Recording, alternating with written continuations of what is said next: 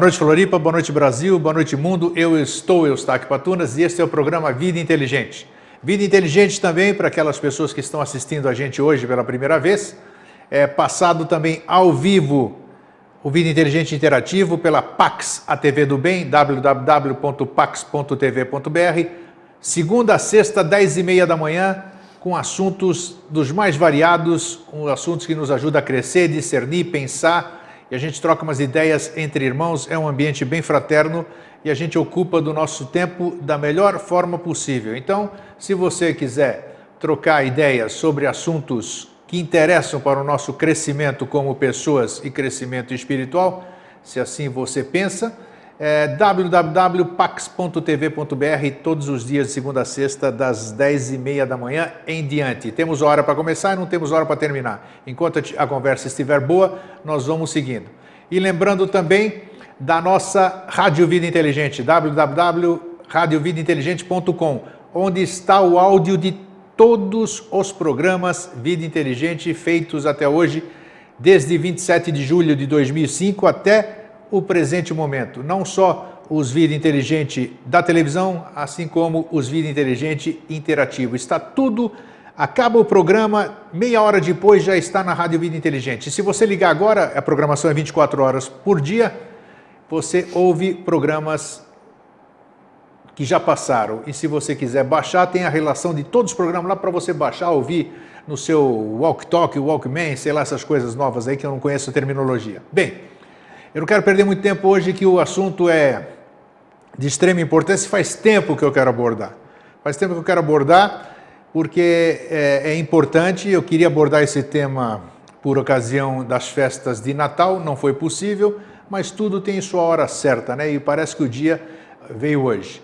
Eu tinha trazido aqui o psicólogo existencial, né? Miguel Ángel Añez, e o pessoal gostou tanto, vocês gostaram tanto, que hoje eu trago ele novamente para falamos de fenomenologia existencial, e hoje nós vamos falar de um problema que aflige uma grande parte da humanidade, que eu nem sei quantas pessoas, e nem sei se todo mundo padece disso, que é a questão da depressão. Depressão. Hoje nós vamos descobrir o que é depressão, quais são as causas da depressão, e como tratar a depressão. Espero que a gente tenha sucesso. Boa noite, Miguel Ángel. Como estás? Boa noite, meu amigo Grego. Tudo bem? Bom? Gosto da sua espontaneidade. É?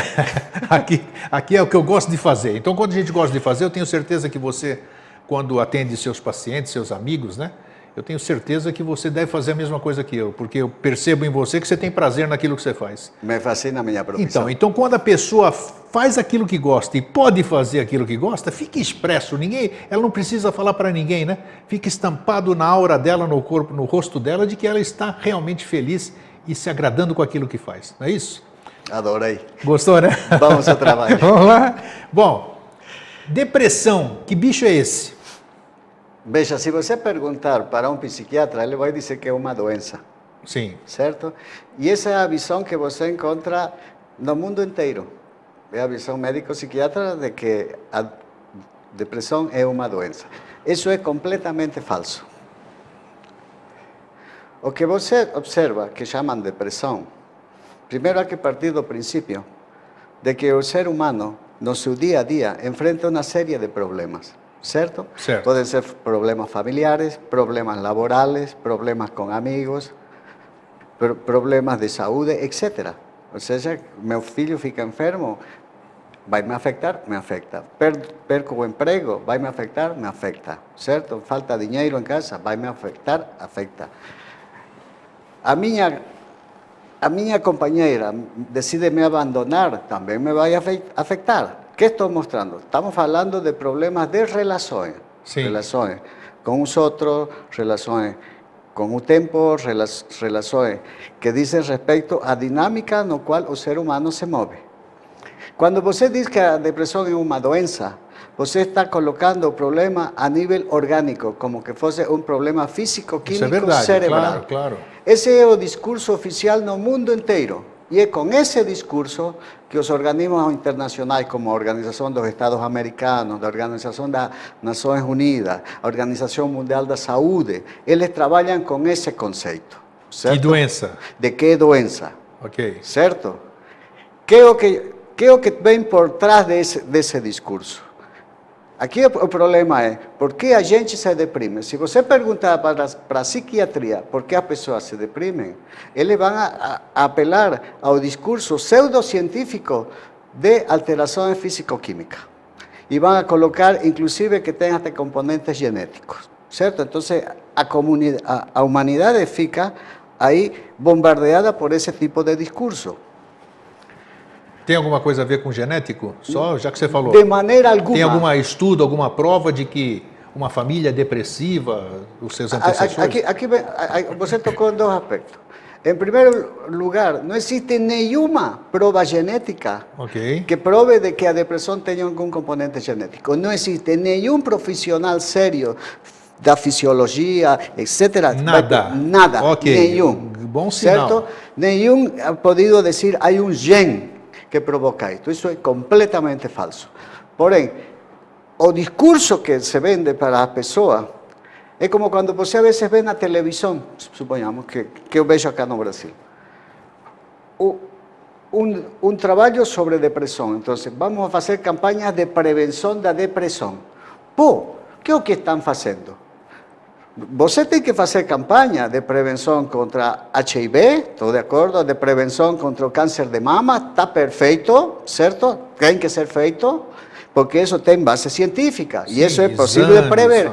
Mas que tipo de prevenção você vai fazer? Mostrando-lhe às pessoas que se você não dorme bem, que se você perde o apetite, que se você não sente vontade de ir a trabalhar hoje, que se você está sem energia, que se você sente que a tristeza que o invade vai durar para sempre, então você é um homem que está doente, está com depressão. Esse é o discurso.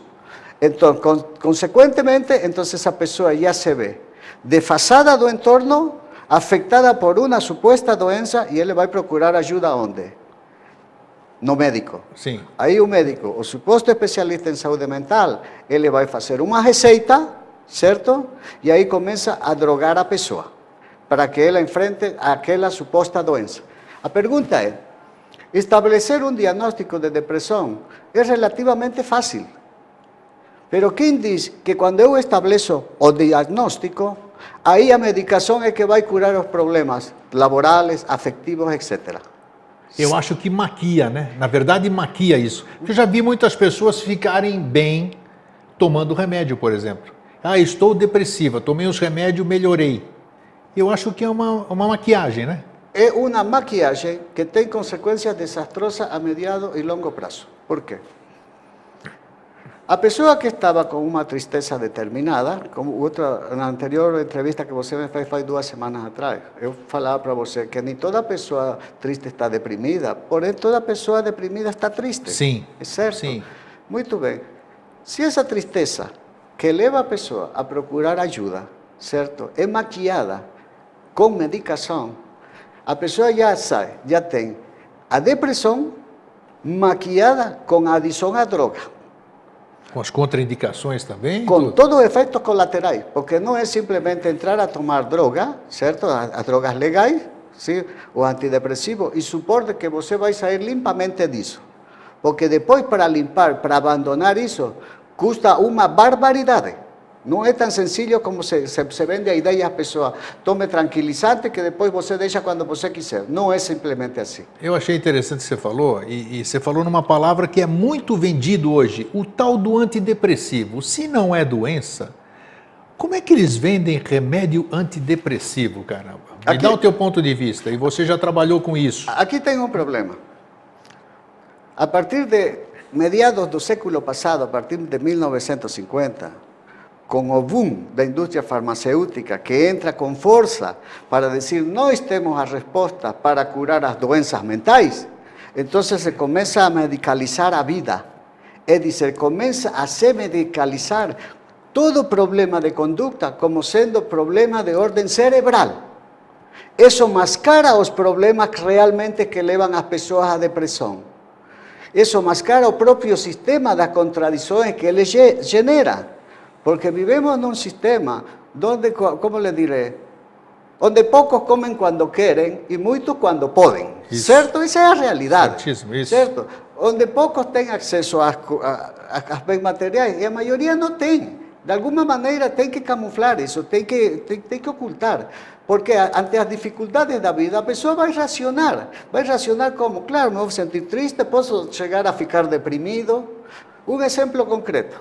Vamos lá. Então, antes disso, a medicalização dos problemas, então, tem uma ideologia, que é a ideologia médico-psiquiátrica. Embora muitos psiquiatras falem de que não é bem assim, é bem assim mesmo. Porque você, vou lhe dizer, você vai e se senta com o psiquiatra, o psiquiátrico lhe diagnostica, você está depressivo, ou você é bipolar, que é de moda. Moda, certo? exatamente, todo mundo é bipolar. O cara é bipolar, faz 20 anos atrás, antes de inventar o conceito de bipolar, o cara era maníaco depressivo. Isso. Aí você lhe pergunta, é modismo. E que é o que causa essa bipolaridade? Que é o que causa a minha depressão? Aí ele lhe vai dizer, as causas não são conhecidas. Porém, o tratamento tem que ser com medicação, acompanhamento terapêutico, certo? Pô, como? A causa não é conhecida, pero vou encher o cara de remédio. Isso é irresponsabilidade, porém que tem um componente que se chama economia. A indústria farmacêutica e a psiquiatria são as duas caras da mesma moeda neste aspecto. Com isto não estou dizendo que os psiquiatras, como pessoas, como pais, como amigos, não prestem. Claro. É a profissão, essa especialidade que está sendo questionada no mundo inteiro, e não é de hoje. Faz mais de 40 anos que vem sendo questionada, precisamente porque se constatou de que é uma ficção que foi montada e vendida ao mundo como sendo uma teoria científica. Então, agora vamos. Um exemplo concreto para que você capte como é a depressão. Pegue você um casal. Ok. Certo? Você permanece junto a uma pessoa, por quê? Não só pelo passado que levam junto, ou porque se sentem bem no presente, sino pelo projeto em comum que tem. Certo? Você faz planos a futuro junto com ela. Sim. Certo? Muito bem. De repente, um dos dois vai cambiando de ideia, é dizer, vai elaborando outro projeto. Hiper comum isso, né? Certo? E dado um momento, decide cortar a relação. Obviamente vai sofrer mais quem amou mais. E muito mais quando ele não estava esperando por essa ruptura. Aí a pessoa queda, como decimos, stand-by, suspensa no ar. E de repente se dá conta que o chão se abriu para ela. Aí começa a se instalar uma tristeza bem profunda na pessoa. Por quê? Porque a pessoa não ha perdido só a sua companheira no presente, a perder a companheira no futuro. O que afeta a pessoa é em relação ao futuro, porque ao sair a pessoa do meu futuro, todo fica gris para mim, porque meu êxito profissional, as conquistas que eu tiver, tudo era compartilhado. A minha motivação. Estava casada com ela. Sim. Certo? Sim. Então, passo a perder o sentido de gozar de viver. Então, a pessoa começa por um processo de tristeza, essa tristeza profunda se instala nela, e a pessoa passa a sentir que a vida não tem sentido, não faz sentido. Isso é verdade. Certo? Então, Isso é verdade. a desesperação toma conta dela, e uma pessoa desesperada toma medidas desesperadas. Então, aí ela vai começar a procurar a pessoa, a chorar a pessoa, a negociar a dignidade dela por conseguir ela de volta, certo? Que vai chorar, fica de joelho, promete que vai mudar, promete céu e terra, certo? Ele faz o possível para trazer a pessoa de volta. Geralmente é assim. Certo? É assim mesmo. É.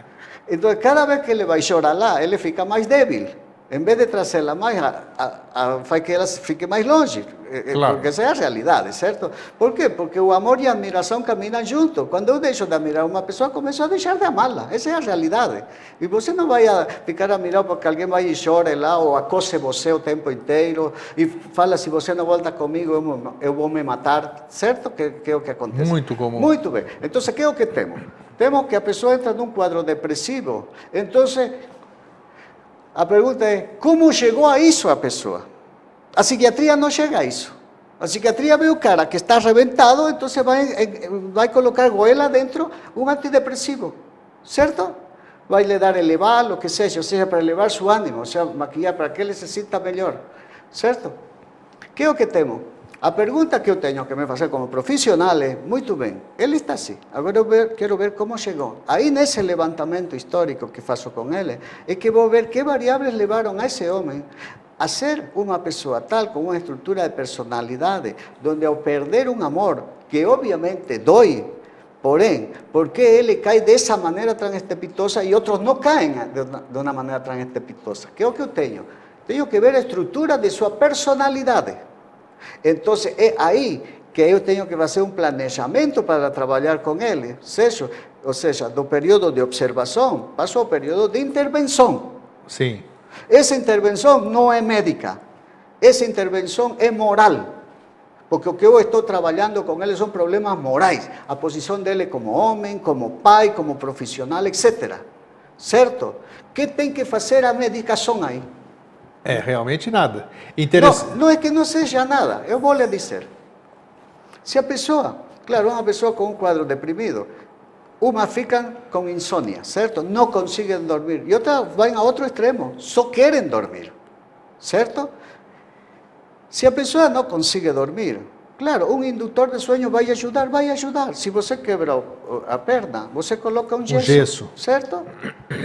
Porém, o que vai recuperar a perna não é o gesso, certo? É o osso que se vai regenerar, não é o gesso que vai regenerar o osso, certo? Então, essa bengala para dormir, sim, não me incomoda, ele pode tomar, porque pior é que fique 10, 15 dias sem dormir e depois tenha uma dispersão psicológica tremenda.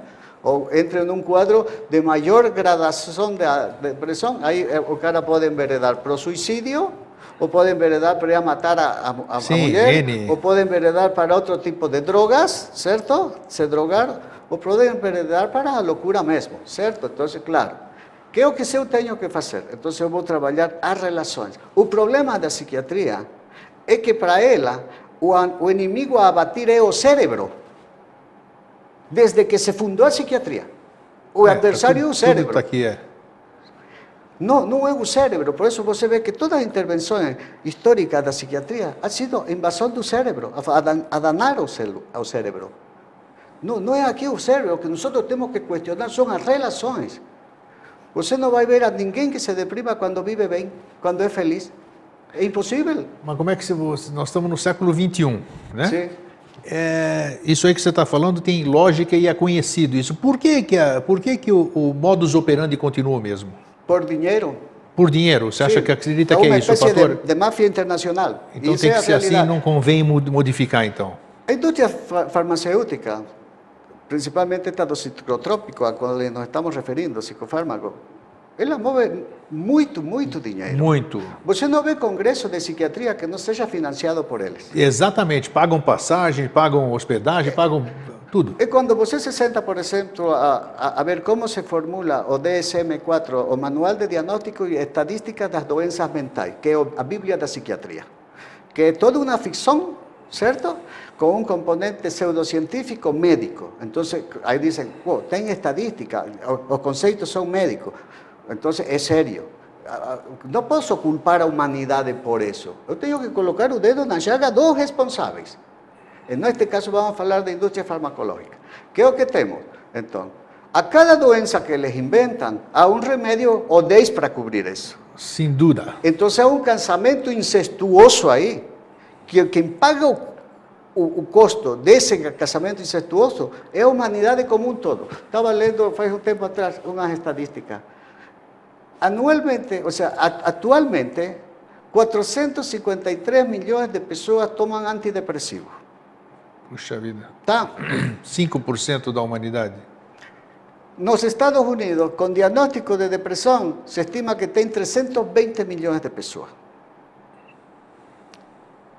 Perdão, no mundo inteiro. No mundo inteiro. No Brasil, porque 320 milhões é sua população, é no mundo inteiro, já?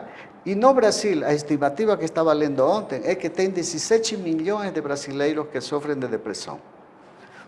Depressão e síndrome do pânico tem alguma coisa a ver? Vamos chegar lá? Vamos chegar lá. Ok. Quando você medicaliza a conduta das pessoas e passa a chamar de doença aquilo que discorda você disso, ou que você não entende, então vai chamar doença, certo? E você dá drogas para as pessoas para enfrentar seus problemas existenciais.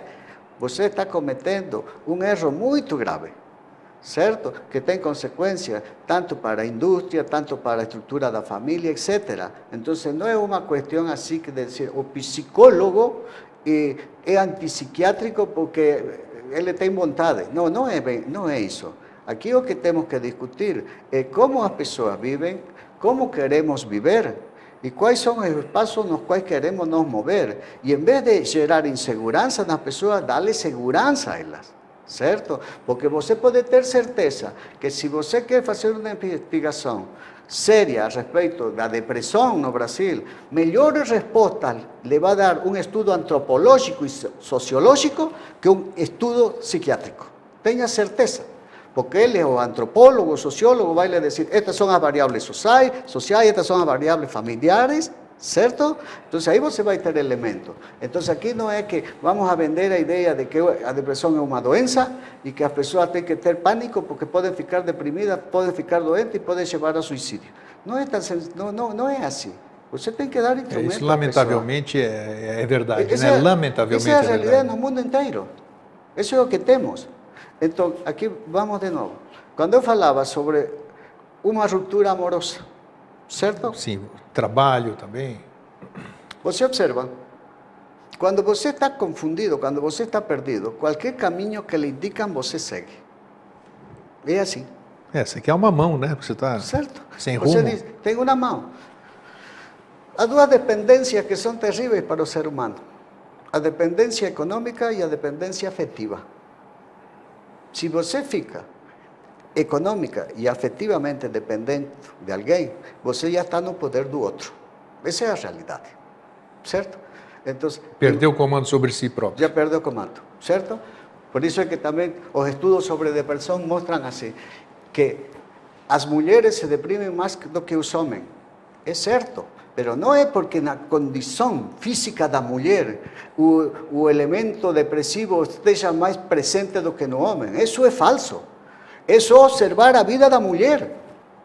Pô, como não se vai deprimir mais a mulher? Se a fazemos trabalhar 6, 8 horas ao dia, chega em casa e vai ter que seguir trabalhando, vai ter que cuidar do filho, tem que cuidar do marido. Tem que ser isso. Pô, então, e encima, a vezes o marido não empresta.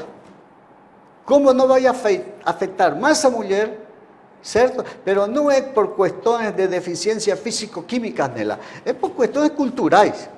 Mas, por incrível que pareça, ela é muito mais forte com isso tudo do que o homem, né? Veja bem. A gente cai muito mais depressa do que elas.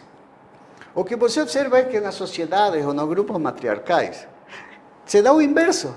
Que, claro, a mulher é mais forte, é o matriarcado, Sim. E o homem é quem cai. Certo? Que é o que você está observando. Depende também, você se vê a si mesmo, também em boa medida como os outros olham você. Claro. Aí então queremos falar de depressão, porque nós discutimos o custo da discriminação, do preconceito para a sociedade brasileira ou para qualquer sociedade. O custo em termos de saúde. Está mais do que comprovado que a discriminação leva a um grave risco de depressão nas pessoas. A perda da dignidade, né? Você termina internalizando a forma em que os outros gozam de você. Sem dúvida. Se ele é gordo, Autoestima. se ele é baixo, se ele é isto, se ele é negro, se ele é homossexual. Ou seja, a discriminação só serve para dañar o contexto social e para dañar a individualidade das pessoas, certo? Então, você quer campanha contra a depressão, então saiba então do que está tratando e você aponte onde você tem que apontar, entende? Então não é campanha contra a depressão mostrando que é uma doença.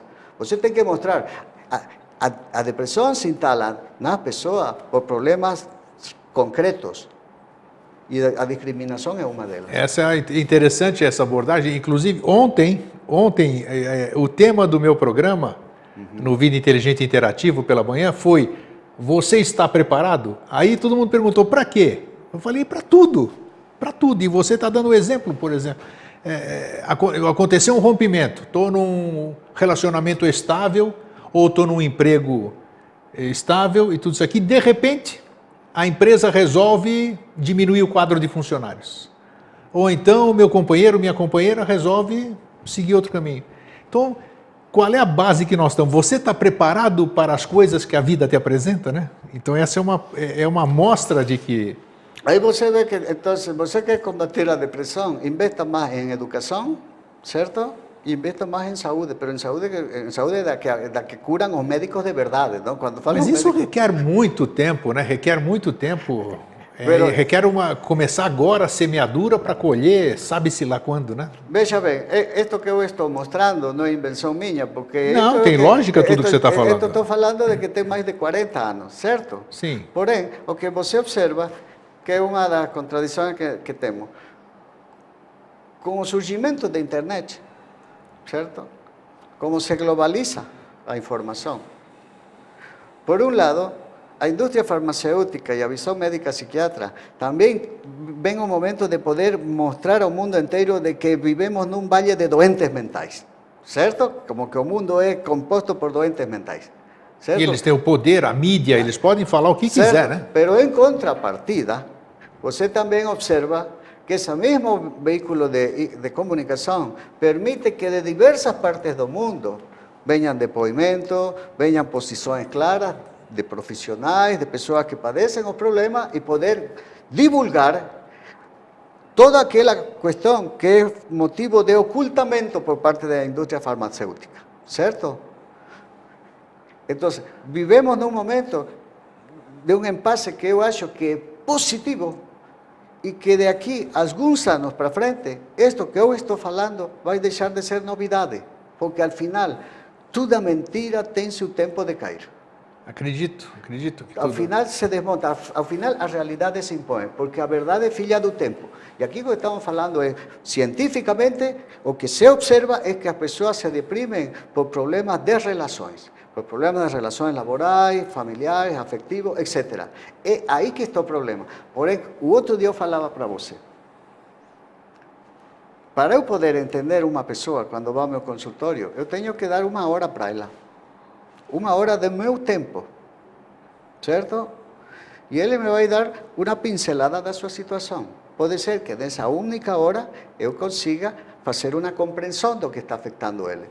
Como também pode ser que precise 2 ou 3 consultas mais para poder dar uma compreensão, certo? Isto depende de quê? Do grado de comunicabilidade da pessoa, do grado de compromisso da pessoa. Da abertura, da confiança. Certo? Porque a confiança é algo que você conquista, ninguém vai dar de presente para você. Então, eu tenho que também saber manejar essas questões e esses tempos. Muito bem. Muito bem. Pero então, quando eu tenho já, este é o diagnóstico, certo? A pessoa não está aqui, não vou lhe dar um diagnóstico, você está deprimida. Não é esse o diagnóstico. O que eu tenho que mostrar... Ele sabe por que está lá, né? Bom, se por algo ele está pagando... Exatamente. O que ele necessita, e eu tenho a obrigação profissional de lhe mostrar, é mostrar-lhe. Você está com esta sensação de inutilidade, com este sentimento de culpabilidade, ou com este sentimento de que não se presta para nada e que não pode nem levantar da cama para ir a trabalhar ou para fazer algo que fazia antes, porque isto está afetando você. Essa é a obrigação do profissional. Mostre-me um psiquiatra que faça isso. Não fazem. Em primeiro lugar, porque não sabem. Essa é a realidade. E também não tem como saber, porque você forma um médico, certo? E até aí, muito bem, é médico geral. Aí o cara vai fazer o quê? Uma especialização. Uma especialização. Que domínio de psicologia vai ter? É, difícil. O que ele é especialista em psicofarmacologia. Essa é a sua especialidade. Então, enquanto você fala, ele está pensando que diagnóstico dou e que medicação vou dar. Essa é a realidade. O interessante foi o que você falou no começo do programa, e isso é bom vocês deixarem gravado, né? Para quem sofre disso, que depressão não é doença. Então, não sendo doença, a pessoa, a princípio, não deve buscar um médico, porque ela não está doente, a não ser que a depressão já esteja num nível avançado que tenha somatizado no corpo físico. Aí você também colocou pelo na leite, com todo respeito, cabelo no leite. Há essa crença por parte das pessoas de que se agudiza seu mal-estar, aí é hora de procurar o psiquiatra. E quando o mal-estar não se agudizou, é hora de falar com o psicólogo. Isso é completamente equivocado. Equivocado? Equivocado.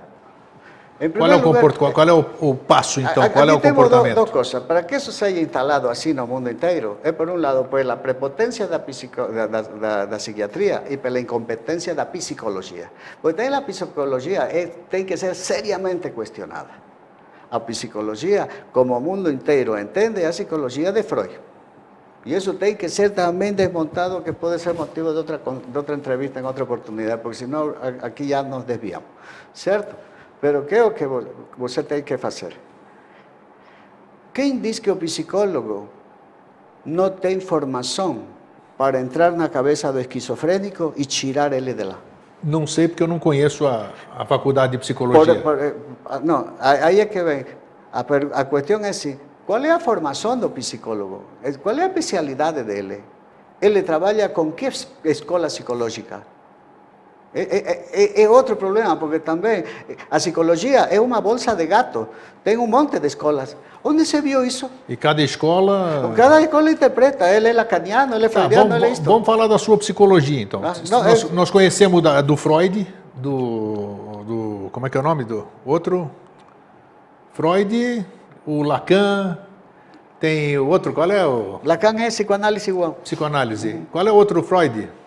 Tem um monte, que é Jung. Jung, e tem a psicologia existencial. Quer dizer, tem mais escolas. Tem transpessoal, uma série de coisas. Tem de tudo. Então, como é que vamos esclarecer sobre psicologia? O psicólogo se forma psicólogo geral, digamos assim, e depois ele vai buscar uma escola para ele se aprofundar. Como é que é isso da psicologia? Na realidade, a escola... Como é que você foi entrar na psicologia existencial, por exemplo? Existencialista. Existencialista, isso. Na realidade, durante o curso de formação, você vai identificando-se ou vai sentindo-se... Se admira mais por uma determinada escola, um determinado autor. Essa é a realidade. Durante o curso de formação. Durante o curso, você já percebe que você tende por aquela linha, te chama mais atenção. Já chama mais atenção. No meu caso, eu, a partir do segundo semestre, é que, tendo aulas aqui na universidade com o professor Pedro Bertolino, que o outro dia eu conversei para você, que, no meu critério, pelo que he visto no mundo afora, ele é a pessoa mais preparada em Sartre. Sartre, em Jean-Paul Sartre. Das que eu conheço, sem lugar a dúvida, é o professor Pedro Bertolino. Então, ele foi meu docente. E a partir daí eu comecei a estudar psicologia fenomenológica e existencialista, com ele. Então, isso depois da formação? Não, durante a formação e após a formação. Ok. Eu estive acá fazendo formação desde março de 87 até dezembro de 90. Sim. E eu voltei para meu país um ano depois, em 91. Ou seja, fiz formação 4 anos. 4 anos de existencialismo. No grupo NUCA, Núcleo Castor, coordenado pelo professor e dentro com uma equipe profissional. Me diz uma coisa, voltando um pouquinho, que você falou que era mais para frente. Depressão e síndrome do pânico. Outra coisa que aflige muito as pessoas é síndrome do pânico. Às vezes é síndrome do pânico ou não é síndrome do pânico, porque a pessoa nem sabe. E virou moda também, né? Todo mundo tem síndrome do pânico agora. Qualquer coisa que acontece, eu estou com síndrome do pânico. Então é isso que você está falando, a informação que vem, a mídia que te bota um negócio na cabeça e tudo isso aqui e tal. Por favor, me responda, então, se existe alguma relação. Veja, isso até meu próprio colega, alguns existencialistas tenho visto, que trabalham com esse conceito. Esse famoso síndrome do pânico é tão falso como o famoso transtorno, por exemplo, um adolescente que questiona a família, ou ao pai, ou à mãe. Então, aí vai dizer, ele padece de transtorno de rebeldia adolescente, TRA. Né? Assim que, inventam, quer dizer, é modismo. Que vem a ser eu vou lá com um sintoma, você arruma um nome para o sintoma que eu estou e pronto, e lança no mercado. Exatamente. Okay. Que é o que a mim me interessa quando uma pessoa me diz, em dados momentos, pode ser todos os dias, pode ser uma vez a semana, conforme se agudiza seu problema, sinto que me paraliso e tenho a sensação concreta de minha morte iminente. Isso aí. Certo? Certo. Isso é o que a maioria fala. Aí você vai ao psiquiatra e ele lhe vai dizer que no cérebro há algum tipo de chip que provoca isso. Certo? Há um fator desencadenante.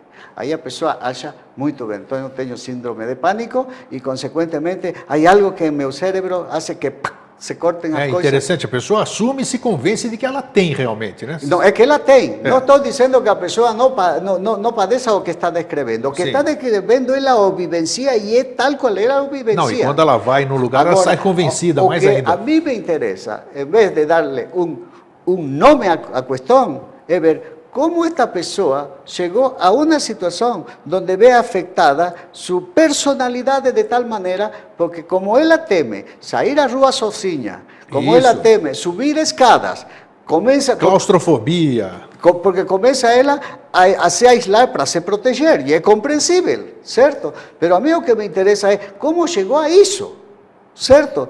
Porque a partir disso, o que é o que vou ver? Em primeiro lugar, que ela tem medo ao futuro.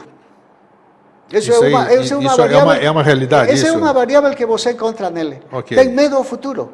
Tá. Pero também resulta que qualquer pessoa você observa isso quando está em crise, de que tem medo ao futuro. Porque quando se instala um impasse psicológico em mim, não é por culpa do meu passado, é porque me tem viabilizando o futuro. Se você pega a psicoanálise de Freud, ele é historicista, certo? Ele vai dizer que o que você enfrenta hoje é porque, consequência do seu passado, não é bem assim. A mí as coisas que me afectam no presente é porque me viabilizam o futuro desejado, o futuro projetado. É isso que eu tenho que ver. Então, vem o que chamamos síndrome de pânico. Numa determinada situação, o garoto, a garota, a pessoa, certo? Sente que se acelera o coração, certo? Sente que vai se desfalecer e tem a segurança da morte iminente. Aí começa ela já a temer de que essa situação possa se repetir.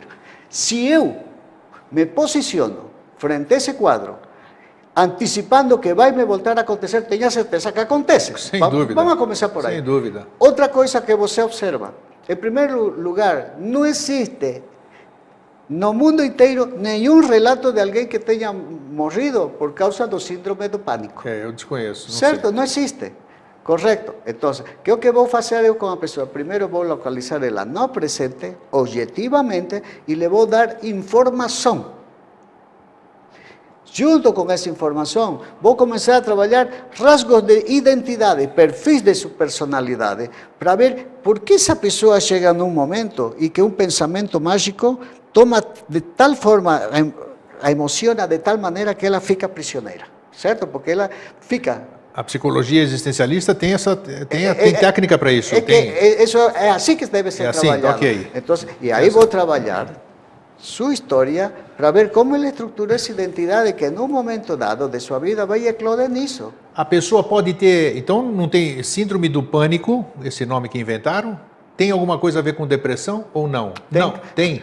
Elas podem ter duas... A pessoa pode padecer das duas coisas ao mesmo tempo? Como não vou me deprimir? Ou é a mesma coisa com dois nomes diferentes? Não, vou lhe dizer. Como não vou me deprimir se sinto que se eu saio à rua pode me vir um ataque? Ou seja, que posso morrer subitamente. Aí começo a descuidar os estudos, ou começo a descuidar o trabalho, começo a descuidar as relações, começo, afetivas, a sair com amigos, etc. Porque como não me vou deprimir? Hoje nós tivemos aqui um exemplo, teve um pessoal da Polícia Militar aqui. Os policiais são elementos que podem, que você vê através das notícias tudo, que sofrem, de repente tem depressão, de repente tem síndrome do pânico, pela própria atividade que ele exerce. Isso realmente é um fator? Veja bem, pessoas que trabalham assim em favor da população, em favor do próximo, eles têm essa tendência pela tensão que eles vivem de desenvolver isso aqui? Em primeiro lugar, o policial é um homem como você, como eu, como qualquer outro, que pensa, sente e se emociona, certo? Agora, aqui estamos falando da atividade laboral dele, que é de altíssimo risco. Altíssimo. Ele tem família, ele também tem uma série de coisas. O que espera que aconteça com esse homem sometido a semelhante risco, a semelhante tensão constantemente? Claro que vai afetar ele. Por isso é que também tem um curso de profissionalização para ele. Não por isso é que qualquer um não é policial. Entendo que tem que ter uma formação, uma estrutura de personalidade para ele ser um profissional policial. Inclusive um teste psicológico, psicotécnico prévio, né, que muita gente é reprovada, né? Sim. Porque vai exercer uma profissão de risco. Né? E que é muito delicada. Porque você vai saber distinguir em questão de milésimas de segundo qual é a ação que vou executar. Exato. Porque muitas vezes aí está a linha entre a vida e a morte. Qual é o tipo de pessoa, dentro da sua experiência, dentro da sua larga experiência de clínica, qual é o tipo de pessoa mais propenso a se tornar depressivo ou de sofrer a síndrome do pânico, digamos assim, né? Que são coisas que, pelo visto, pelo que você me explicou, andam muito cerca, né, uma da outra. Sabe que O professor Bertolino ensinava de que o pepino, não, o pepino, Sim. se torce desde pequeno. É isso? É isso, ele entorta desde pequeno, Entorta exatamente. desde pequeno. Quando você me diz qual é a pessoa, muito bem. É toda aquela que teve uma infância conturbada, Não provavelmente, ou não? necessariamente. Porém, obviamente, que se eu tenho um filho ao qual lhe dou todos os agrados, não lhe ensino responsabilidade, não lhe ensino a importância do trabalho como mediação entre ele e os outros, certo? Em outra palavra, lo torno um inútil. A tendência é quase que certa de que... Vai entrar na adolescência e quando tenha que ganhar seu lugar, não vai saber manejar as frustrações, não vai saber sair à luta. Então, o que é o que estamos fazendo? E agora eu vou entrar num assunto que você é especialista também. A depressão pode me levar para droga? Lembra que outro dia eu falava para você, quando você enfrenta situações muito difíceis, situações limite, você tem 5 alternativas. Ou mata, ou se mata. Certo? Eu lembro que falamos no programa passado. Ou se droga, ou enlouquece, ou encara a realidade. Que é o que você vai observar? Se eu estou deprimido, eu necessito, procuro e desejo sair dessa situação, porque ninguém entra numa depressão por gosto e gana. Claro. Ninguém se projeta na vida para fracassar ou para viver fechado chorando, certo? Não é isso. Então, quando você me diz, pode ir para a droga? Claro que pode ir para a droga. E tenha certeza. Que é o que acontece? O cara está deprimido, eu dou um cigarro de maconha, certo? O cara vai se sentir melhor, provavelmente. Ou pode sentir-se pior. Pode sentir-se pior? Pode sentir-se pior. Quer dizer, o efeito pode ser o contrário. Porque a maconha é um narcótico, não é um estimulante. Sim. Certo? Então você pode sentir-se pior. Então, se você lhe dá para cheirar cocaína, lhe dá um copo de whisky, pode sentir-se melhor, pode sentir-se pior. Porém, a questão é que o que eu necessito, em termos de prevenção, porque o que importa é a prevenção, certo? Em meu critério, o que o governo, o país tem que invertir forte em prevenção, e prevenção é informação. Então, o que eu necessito é mostrar, senhor, se você se sente mal e você vai procurar escapar daquele problema drogando-se, você vai entrar em outra pior e daí sim que vai custar sair mesmo.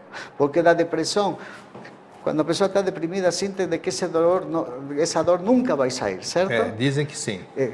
Não, é assim que se vive mesmo. Eu acho que eu nunca fiquei depressivo, então não posso dizer, né? Mas eu conheci muita pessoa depressiva e sei que... essa dor nunca vai passar. Em primeiro lugar, tenho uma boa nova, assim, não? Como diria Casusa. Não há dor que dure para sempre, se você observa. Não há dor. Ela acaba. Talvez a única dor que se mantém no correr do tempo, embora baixa em intensidade, sempre está presente é a perda de um filho. Perda de filho. Sim. Que é a dor maior no horizonte da condição humana. Pero, por exemplo, a perda de uma mulher, ou por parte de uma mulher, a perda de um homem, sim ou sim, essa dor vai passar. O tempo cura, como dizem os gregos. Pode demorar 6 meses, pode demorar ano e meio, pero vai passar. O que acontece é que, por exemplo, quando uma mulher tem na cabeça um homem, por exemplo, o homem deixa ela e ela fica sentindo que ficou sem chão. Claro, porque ela projeta tudo, ela projeta certo? Toda a vida dela em cima daquele companheiro, ou vice-versa, o homem em cima da mulher. Ou quando também. Um homem tem na cabeça uma mulher, isso, certo? Isso. Tudo o demais fica secundário, se você observa. Tudo é secundário. O foco é uma espécie de obsessão. Claro, não que a pessoa não veja que tem que ir a trabalhar, que tem que poupar dinheiro, que tem que cuidar certas coisas. Não, ele vê, só que não tem o significado que tinha antes, porque agora, como você diz, fica onubolizado por essa necessidade de que tenho que recuperar ela. Então, tudo é secundário, só aparece essa pessoa. Quando eu falo da tristeza profunda que você encontra, é precisamente isso. Esse sentimento, esse pensamento de ausência dessa pessoa que você tem, pode estar conversando na televisão, pode estar, não tenha dúvida, olhando, você vai estar sentindo. Pode estar olhando a televisão, pode estar compartilhando com amigos, tudo, mas esse sentimento e esse pensamento está aí presente, impregna todo mundo já passou por uma situação dessa e tenho certeza certo? Que está se identificando agora. Em vez de ir a procurar solução com drogas lícitas ou ilícitas, só conheço um caminho para enfrentar os problemas na vida: enfrentar a realidade. se você observa que você enfrentando a realidade... Onde é que a pessoa vai encontrar forças, vamos dizer assim, para enfrentar a realidade? Esse é o trabalho... Se a realidade dela é isso que está se apresentando e ela está perdida. Não. Ele le está dando uma dimensão muito maior ao problema, porque você não se reduz a simplesmente ser o marido de, ou a esposa de. Não se reduz a isso um ser humano. Ela também é mãe, ela também é filha, ela também é irmã, ela também é profissional, etc. Isso funciona. Ela tem que se agarrar. Porém, para ela, acontece que como o marido foi embora, é como que o mundo desabou. É certo de que quando há um divórcio, uma separação, todas as peças se movem. Porém, eu tenho que ter um olhar objetivo da situação. Você tem toda a razão, porque, por exemplo, eu tenho um amigo que ele já até pensou em dar cabo da vida, né? Por situações do dia a dia, essas coisas todas. Eu disse, olha, se você dá cabo à sua vida, você vai magoar a pessoa que você mais ama e que tem todo amor por você, sua mãe. Você sabe que só essa indicação já mudou a cabeça dele? É o que você acabou de dizer, né? Você tem que mostrar para ele que existe uma coisa superior àquilo que ele está sentindo. Eu acho que esse é o caminho. Então, você tem coisas pela qual vale a vida lutar e que depois ele vai virar a página e vai volver a amar com igual ou maior intensidade como amou antes aquela outra mulher. Tenha certeza, ou aquele homem. Essa é a realidade. Veja, você tocou a questão do suicídio. A pergunta é, por que a gente se suicida? Eu acho que dizem... quem tem coragem para fazer isso, eu não sei. Não é uma questão de coragem. Será que não? Não é coragem? É uma questão de desesperação. O suicídio é a perda total da esperança, se você observa. Puxa vida. A pessoa perdeu totalmente a esperança de uma modificação da situação. Aí ela cria coragem para cometer aquele ato. Aí comete a irresponsabilidade tão grande em sua desesperação de matar-se. Que é o que estou dizendo? Porque se é uma questão de coragem, se tem coragem para se matar, por que não tem coragem para viver? É o que eu sempre falei, mas eu não estou na pele daquela pessoa. Não é uma questão de coragem. Tampouco é uma questão de que a pessoa seja débil, entende? Porque não é essa a questão. A questão é, que levou esse homem ou essa mulher a suicídio? Vou ver as variáveis que levaram a ela numa situação tal, onde ela já não viu saída para essa situação. Acontece que o rol do psicólogo é exatamente mostrar-lhe as saídas que há. Pero para isso ela vai ter que aceitar a realidade, porque a pessoa se complica porque rechaza a realidade. Aí está o tema. Porém, se eu quero modificar uma realidade, só partindo da realidade mesma. Como é que uma pessoa na sua casa, que tem uma pessoa depressiva dentro, numa família, qual deve ser, já que nós estamos falando, vamos falar de tratamento, né, que nós estamos falando sobre a causa e estamos falando de tratamento, geralmente muitas pessoas costumam dizer para quem está depressivo, você é uma depressiva, você é um depressivo, quer dizer, fica fomentando o problema da pessoa. E eu acho que esse não é o caminho, né? Como as pessoas do relacionamento devem tratar uma pessoa antes de encaminhá-la, claro, a um profissional, nesse convívio diário, até que ela tome essa atitude de buscar a ajuda de um profissional? Como é que deve ser esse tratamento? Vou lhe fazer uma pergunta. Se você tem um alcoólatra em casa, certo? Sim. E cada vez que ele chega em casa, cada vez que eu encontro, chamo ele de que ele não presta para nada porque ele é um alcoólatra. Acho que é uma questão importante você abordar isso. Estou ajudando o cara a quê? A criar mais raiva e beber mais. Estou afundando mais ele. Isso. Certo? Essa Sim. é a realidade. O mesmo é, se eu tenho uma pessoa que está afetada em casa, que vejo que está desmotivada, que mostra não ter força, que ajuda a xingar ela e chamar ela depressiva. Em que estou ajudando? Isso é bom para... Mas quando a gente está afetado emocionalmente, os melhores amigos da gente tem que ser a família. Eu preciso do apoio da família para tirar ela. E a mesma pessoa não precisa ir ao consultório. A maioria das pessoas saem dos quadros depressivos sem necessidade de ir a pagar um psiquiatra ou um psicólogo, dito seja de passo. Porque não vai ser cada vez que fico triste que vou ter que procurar um psicólogo, certo? Por quê? Porque há uma coisa que as pessoas se esquecem. Ser feliz é como que já fosse uma obrigação, se você observa. No mundo atual, é como que fosse uma obrigação que você tem que ser bonito, que você tem que ser inteligente, que você tem que ser rico e, se possível, tem que ser famoso. É uma obrigação. Sociedade consumista. Acontece que 99% das pessoas não têm condições para isso. Ou podem ser até bonitos, podem não ter dinheiro, podem ter dinheiro e não ser bonitos, que sei, entende? Mas o que é o que você vê? Há uma visão consumista, certo, de coisificar as pessoas, e as pessoas tragam isso. E com isso elas começam a se olhar e a se comparar. Quando você se compara, já cometeu um tremendo erro. Porque se você que se compara com as pessoas que você conhece ou que vê na Não televisão, tem razão. aí o resultado é que você é uma bosta, desculpa a expressão, porque você tira de cada um o melhor que o outro tem para se comparar com você, então o que fica para você? Agora eu vou fazer uma pergunta para você, que eu já fiz para mim também, já fiz entre amigos e a resposta foi a mesma. Você gostaria de ser outra pessoa ou não? Não. Eu gostaria de ser eu mesmo, rapaz. Eu não me trocaria de lugar com ninguém. Veja bem, se eu começo veja como se complica a gente com estes temas. O que primeiro é uma pequena ideia. Se eu lhe dou corpo e forma, depois se constitui já num pequeno sistema de referência para mim. E aí começa um rechaço de eu hacia eu. Certo? Não gosto de como eu sou, não gosto de eu fisicamente, não gosto de isto em mim. Pô, aí você vai cair no que se chama insegurança ontológica. Total, é. Certo? Sim. E não é por aí a coisa. Os estudos indicam, por exemplo, de que, em promédio, um ser humano tem, num dia, 50.000 pensamentos. Tá? Esse é o promédio com o qual se trabalha.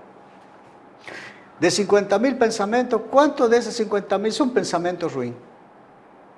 Se seamos otimistas, que sejam o 30% ou 40%. Pô, se eu me aferro a pensamentos ruins, como aquele que falei, pô, eu não gosto de mim, porque... que é o que temos? Você nunca vai encontrar um ser humano que esteja completamente satisfeito com o corpo que tem. Um quiser ter o nariz mais pequeno, ou de outra forma, a orelha mais pequena, o pé mais pequeno, ou que seja. Pode ser a Miss Universo. Pero você pergunta para ela se é algo que ela gostaria de mudar e tenha certeza que se ela responder honestamente, ele indica que sim. Certo? Então, todos temos que ter claro que ninguém está completamente satisfeito com o corpo que tem.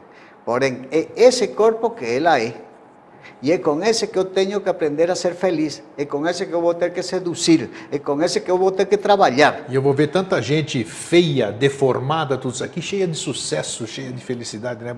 Você tem espelhos para isso? Você tem exemplos para ver que não é a sua forma física que vai te dar o sucesso de amanhã ou não, né? Então, o que é o que temos no mundo?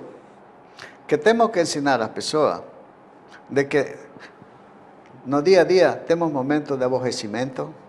Quem diz que aborrecer-se é motivo de doença? Quem é feliz 24 horas ao dia? Mostre-me alguém. Não existe É isso. como quando Felicidade é momento. É como quando você está apaixonado, não, apaixonado é namorado. Quando ama uma mulher, você ama ela 24 horas ao dia, ou 7 dias da semana? Isso é falso. Tem momentos em que você te detesta e sente raiva dela.